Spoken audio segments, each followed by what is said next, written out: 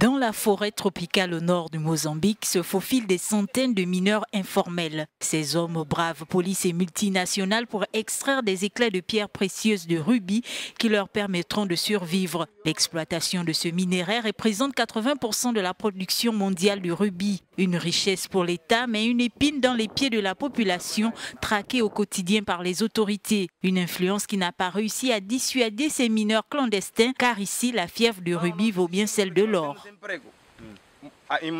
On n'arrêtera pas parce qu'on n'a rien d'autre. Il n'y a pas de travail au Mozambique. On est ici parce qu'on sait qu'il y a des rubis. Certains d'entre nous étaient des voleurs avant, mais après avoir trouvé des rubis, ils ne veulent pas retourner à leur vie d'avant.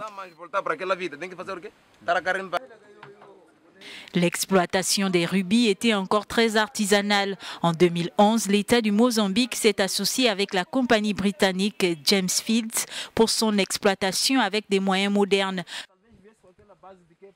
Face à cette situation, les mineurs appellent le gouvernement à légaliser leur activité.